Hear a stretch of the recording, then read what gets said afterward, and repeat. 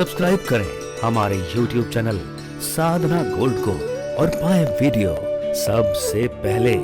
और हाँ, bell icon दबाना ना भूलें।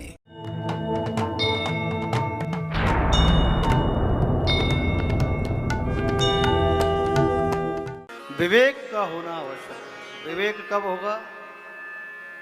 जब हम सत्संग करेंगे।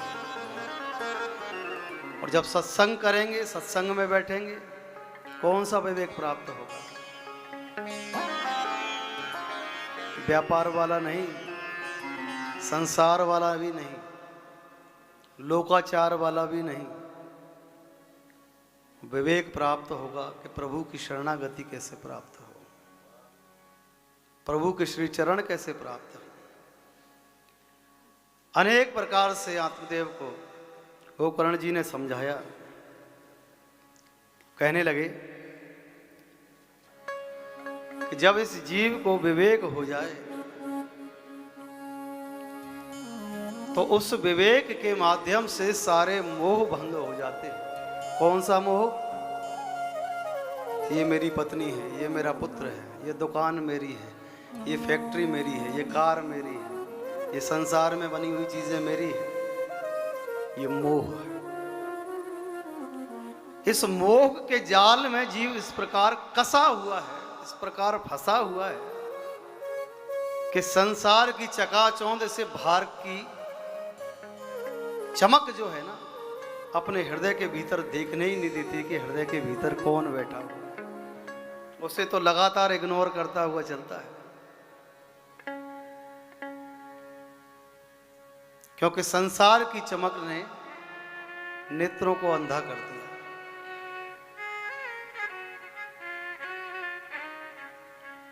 इसीलिए जब भी सत्संग में बैठो, बड़ा संभल कर बैठना चाहिए,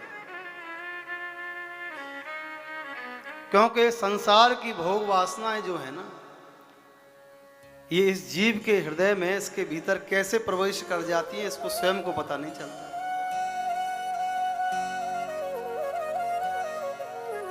क्योंकि क्रोध हमारे कानों में बैठा हुआ है, क्रोध हमारे कानों में बैठा हुआ है।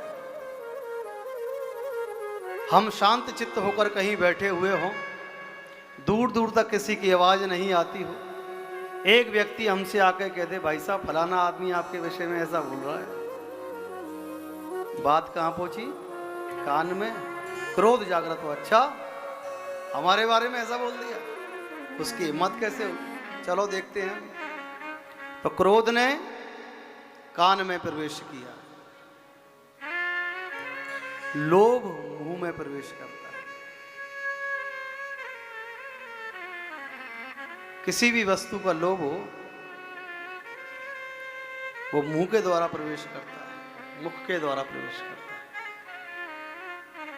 भोजन के कोई सुंदर पदार्थ बने हो, देखो कैसा पानी आता है फिर मुंह में।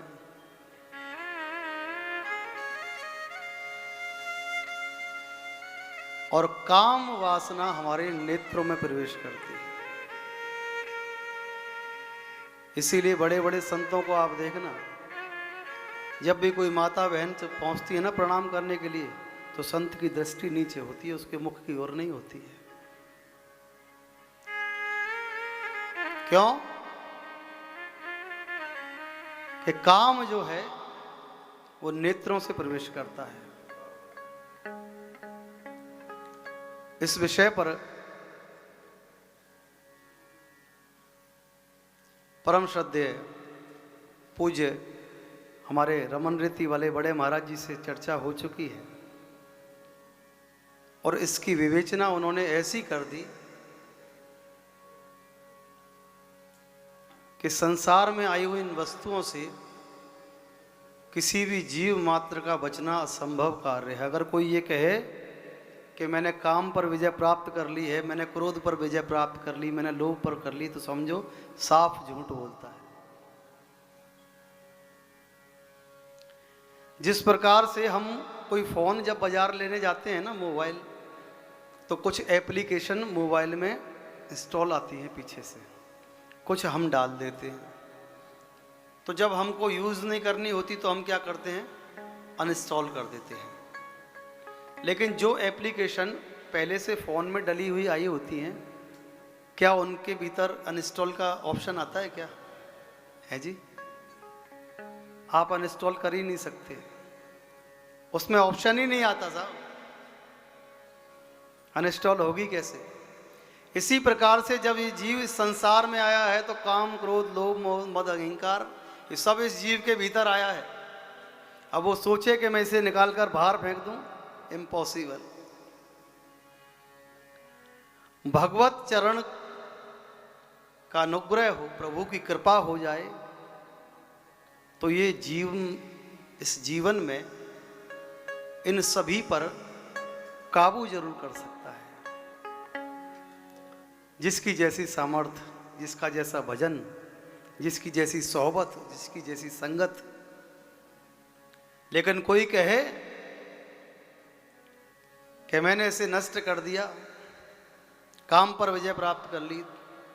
गोकर्ण जी ने अनेक प्रकार से पिता को उपदेश दिया, खूब सत्संग हुआ। गोकर्ण जी की बात सुनकर आत्मदेव एक रात्रि में बिना सूचना दिए भजन करने के लिए निकल पड़े। अब घर में पिता नहीं है, अकेला धुंधकारी है। पिता के घर पर ना होने से और उग्र हो गया। अनेक प्रकार से दुष्कर्म तो करता ही था। अब पैसे के लिए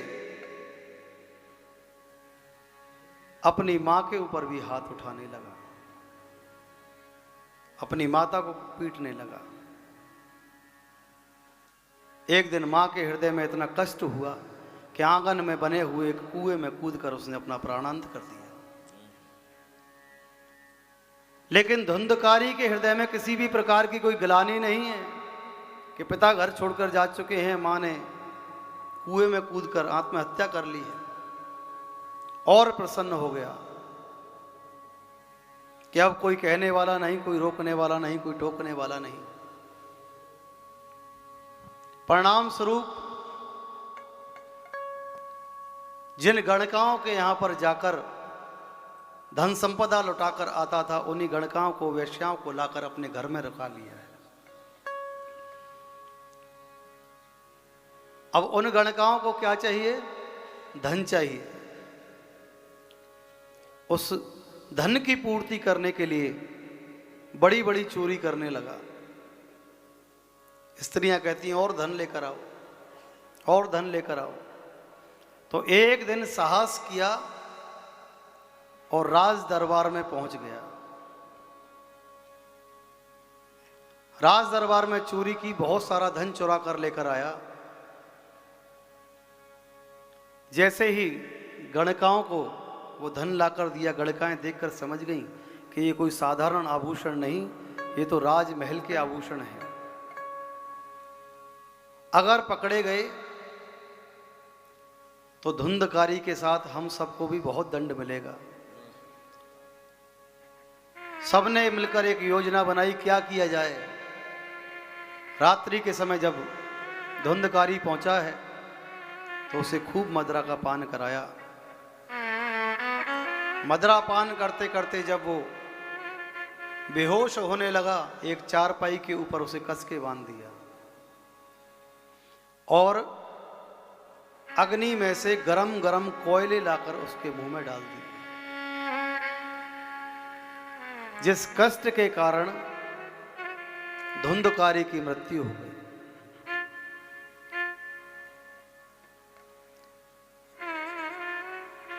दुष्कर्म किए, बुरे कर्म किए, पाप कर्म किए, परिणाम स्वरूप, और फिर उसके बाद भी मृत्यु भी कैसी हुई,